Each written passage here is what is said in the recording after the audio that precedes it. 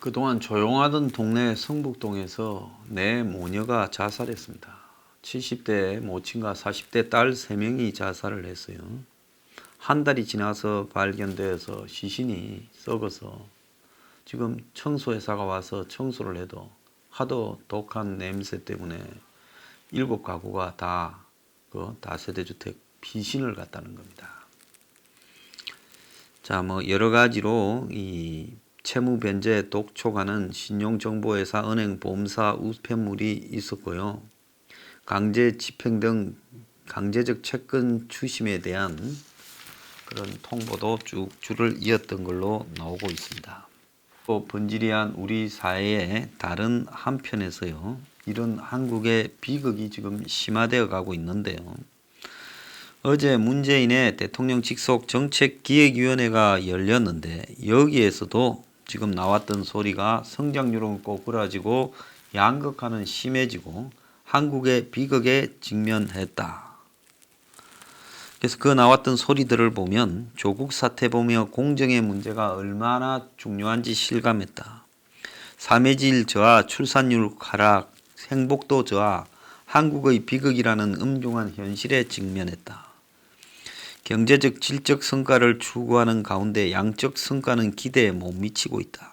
세금 쉽게 쓰는 정부라는 비판에서 자유로우려면 재정 기득권 혁신이 필요하다. 핵심 지지층 빼고 좌우 어느 쪽도 끌어당기지 못했다. 노동 이중구조 완화하려면 기업 간의 임금 격차를 완화해야 된다. 자, 그런데 결국은 조국 사태가 모든 걸 삼켜버렸다. 확장에도 실패했다. 참 이렇게 평가가 나오고 있습니다.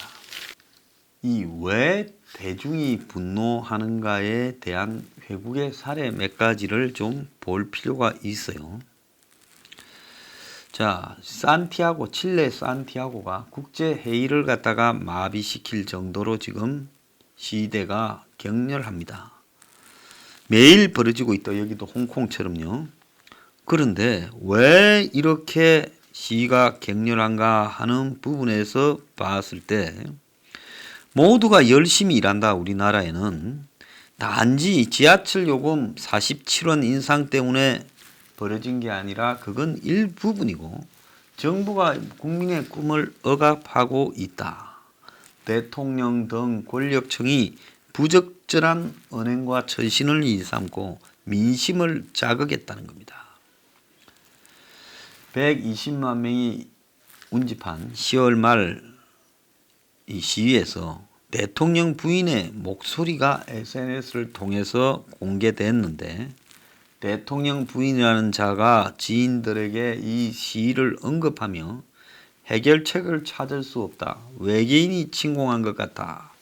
이렇게 말을 했다는 겁니다.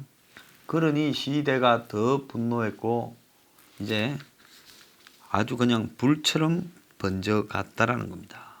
그래서 이들이 이야기하는 모든 것이 고위층 특권을 없애고 사회가 평등해졌으면 좋겠다 이야기를 했다는 거예요.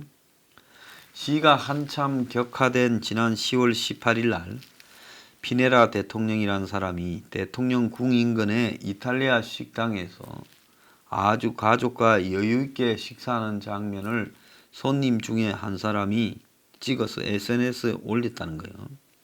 거리는 시위대와 경찰의 충돌로 비상사태가 벌어져서 지하철도 그리고 버스도 다 끊겨서 퇴근하던 국민들이 다 걸어가고 발을 동동 굴리는 상황에서 대통령이 식사할 권리는 있다라고 또 해명을 했습니다. 평화롭게 먹으려고 비상사태 선포했냐?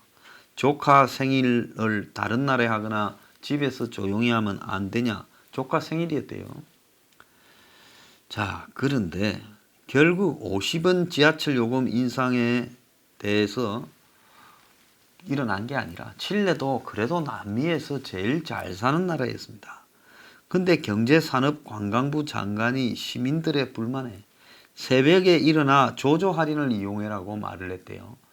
새벽에는 50원 인상이 적용 안 되고 싸게 탈 수 있으니까요. 출퇴근 시간에는 1256원, 조조 할인은 942원, 그 외에는 평소에는 1100원 이런 모양입니다. 자, 그리고 또 교통통신부 장관은 이 환승 혜택을 고려하면 지하철 요금이 다른 국가보다 낮은 수준이다 이야기하다가 이 지경이 벌어졌다는 겁니다. 그러니까 한마디로 기득권화된 정치 집단들이 국민들의 삶을 우습게 알다가 이런 일이 벌어진 거예요. 자, 북한하고 통일 좋아하는 한국의 정권이 또 하나 볼 게 있습니다. 조선일보가 동독의 공업도시에 가보니까 통일 이후에 30년간에 2,600억을 쏟아부어도 동서독 간의 격차가 지금 안 줄어들고 공장에 쏟아부어야 될 걸 복지에만 쏟아부었으니 동독의 실업률이 서독보다 2배가 높다는 겁니다. 그러니까 일자리가 없으니 젊은 사람들이 다 동독 지역에서 빠져나가는 거예요. 그래서 동독 지역의 인구가 1,700만 원에서 통일될 때 지금 1,360만 원으로 20%가 줄어드는 거예요. 소득도 서독의 지금 80%에 그치고 있어서 이 동독 주민들이 자기들은 2등 시민이다. 이렇게 지금 이야기를 하고 있다는 겁니다. 동독의 기업들도 보조금 받고 주민들은 복지만 받고 이러다 보니 경쟁을 하지 않다가 완전히 이제 경쟁을 상실해가는 상황이 되어 버렸고요. 동독 상황에서 이제 누가 이용을 하겠습니까? 극우 세력이 등장을 하지요.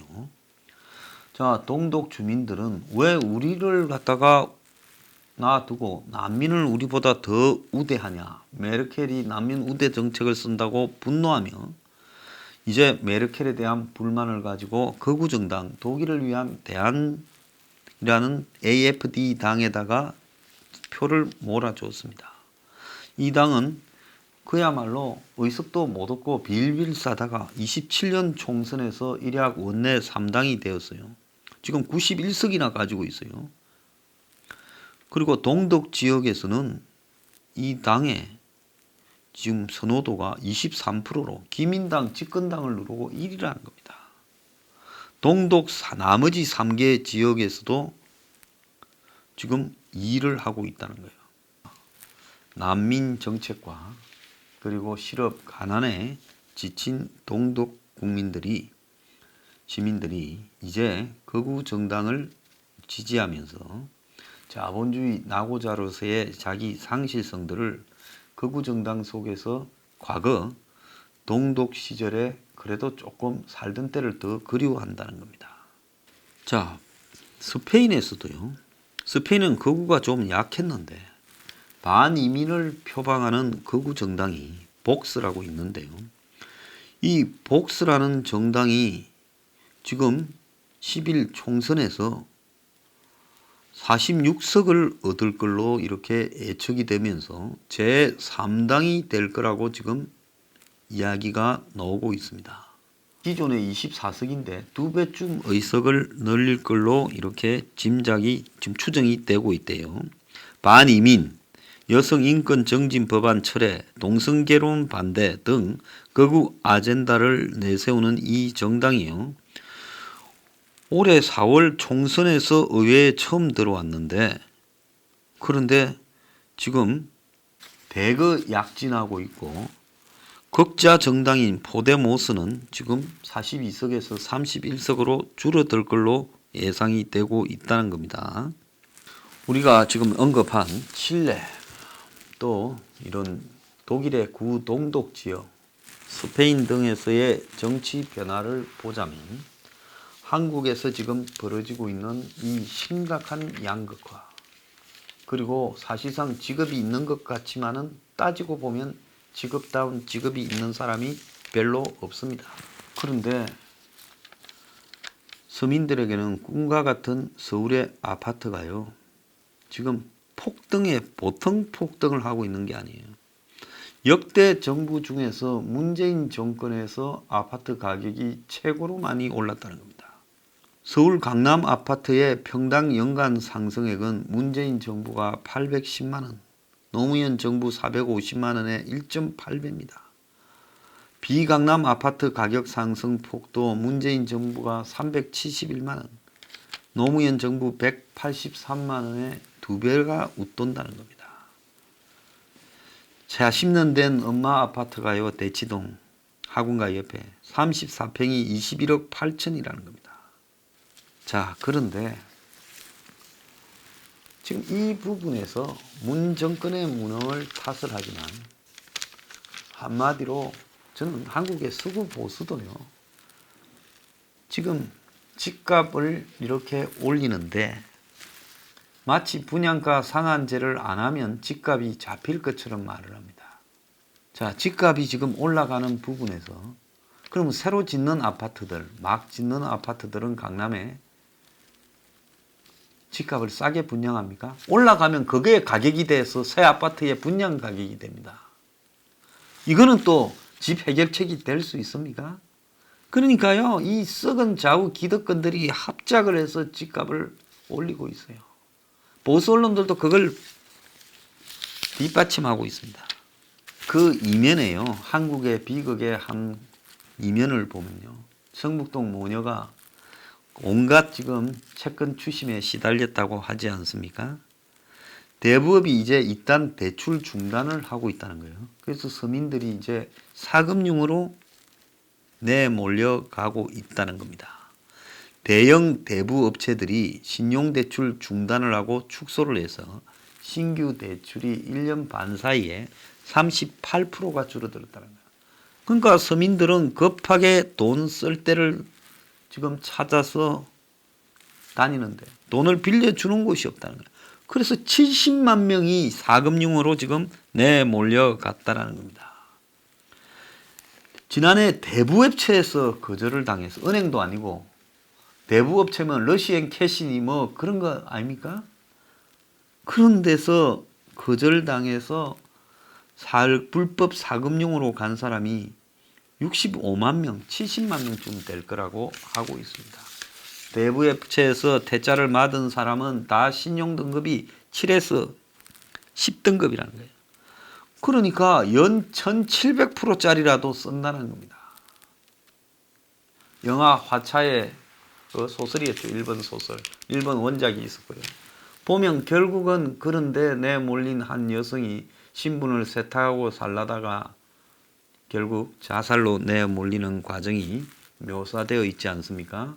그 화차가 일본의 경제 버블이 꺼지고 난 1990년대에 만들어진 소설 원작으로 한 겁니다.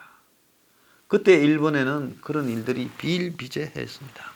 지금도 한국에 이제 대부업체까지 몰락하면서 서민들 대출이 절벽으로 몰리고 20년 44%까지 받던 대부업체 금리가 최근 24%로 낮아졌는데, 이러다 보니까 24%가 적지가 않은데 수익성이 악화됐다고 8년 사이에 대부업체 40%가 문을 닫았대요.